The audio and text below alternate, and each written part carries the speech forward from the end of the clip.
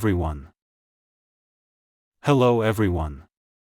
Welcome to Word Hunt English. In this video we'll proceed learning English language. Всем привет! С вами Word Hunt English. Продолжаем изучать английский язык.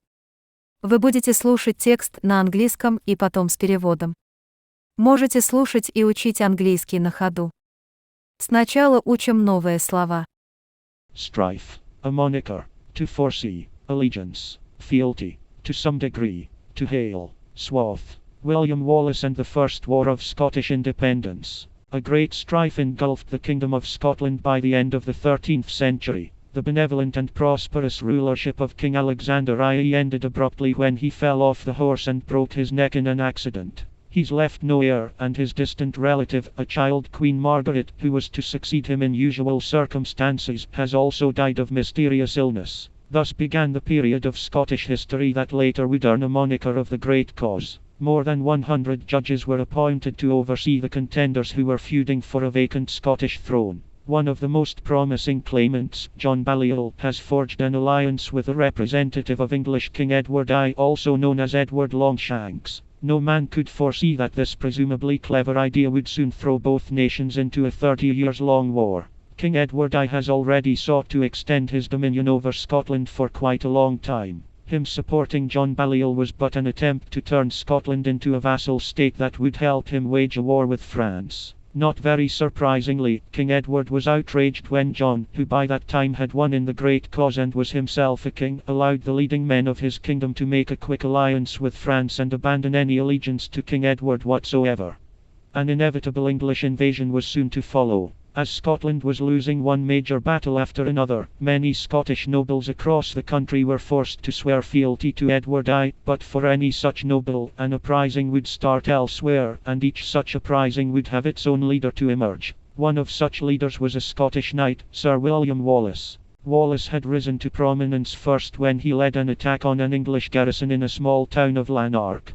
Together with his men he managed to kill a sheriff who had enforced English law and escape with a woman who, as contemporary sources seem to imply, was his wife and who's helped him to stage an attack. This was a very daring strike against English authority, and soon enough many rebels across the country have sought Wallace and rallied under his banners. William has even managed to gain the blessing of Scottish Church, thus, by medieval standards, gaining some degree of relative legitimacy. His most famous battle though was the one of the Stirling Bridge. Extremely outnumbered, under the leadership of Wallace, the Scottish army has managed to hold and eventually rout an elite cadre of English troops. The battle commenced on a small wooden bridge over the River Forth, which could let only 3 men or 2 horses cross it shoulder to shoulder.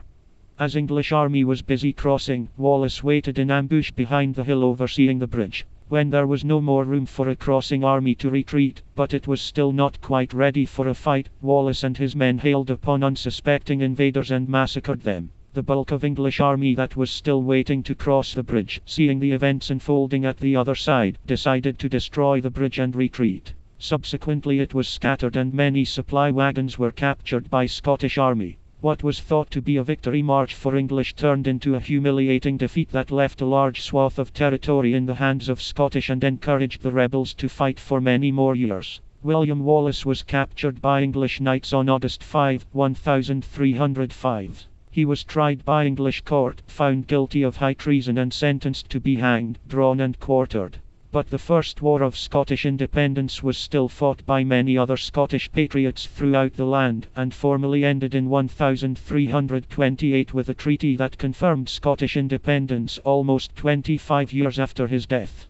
Теперь вы будете слушать перевод текста. Уильям Уоллес и Первая война за независимость Шотландии. В конце XIII века королевство Шотландия охватили огни междоусобной борьбы. Период процветания, которым ознаменовалось правление короля Александра III, неожиданно закончился, когда тот случайно упал с лошади и свернул себе шею. Наследников он не оставил, и его дальняя родственница, дитя королева Маргарет, которая должна была наследовать Александру в обычных обстоятельствах, также умерла от загадочной болезни. Так начался период шотландской истории, который впоследствии назовут «Великие дела». Более 100 судей было назначено для надзора за соревнующимися за вакантный шотландский трон. Один из наиболее успешных кандидатов, Джон Баллиоль, заключил союз с представителем английского короля Эдуарда I, также известного как Эдуард Длинноногий. Никто не мог предположить, что эта как будто бы разумная идея скоро развяжет 30-летнюю войну между обоими народами. Король Эдуард I до этого уже достаточно долгое время пытался распространить сферу своего влияния на Шотландию. Поддержка Джона для него была лишь попыткой превратить Шотландию в вассальное государство, которое помогло бы ему вести войну с Францией. Неудивительно, что король Эдуард пришел в ярость, когда Джон, выигравший к тому времени собственный королевский престол в великих делах, позволил самым заметным вельможам в своем королевстве заключить быстрый союз с Францией и забыть клятву преданности королю Эдуарду. Вскоре за этим последовало неминуемое английское вторжение. Шотландия проигрывала битву за битвой, и множество шотландских вельмож были вынуждены вновь присягнуть Эдуарду I, но когда сдавался вельможа, восстание поднималось уже где-то в народе, и у каждого такого восстания появлялся собственный лидер. Одним из таких лидеров был шотландский рыцарь, сэр Уильям Уоллес. Изначально Уоллес получил известность после атаки на английский гарнизон в маленьком городке Ланарк. Вместе со своими соратниками он убил шерифа, насаждающего в городе английские законы, и смог бежать вместе с женщиной, которая по свидетельствам современников была его женой и помогла ему организовать атаку. Это было очень смелым выступлением против английской власти, и вскоре множество повстанцев по всей стране примкнули к Уоллесу и встали под его знамена. Уоллес даже смог получить благословение шотландской церкви, получив по средневековым меркам некоторую долю легитимности. Наиболее выдающейся в его борьбе была битва на Стерлингском мосту. Несмотря на то, что войско англичан превосходило шотландцев и количеством, и качеством, лидерство Уоллеса помогло шотландцам удержать и в конце концов разгромить элитный отряд англичан.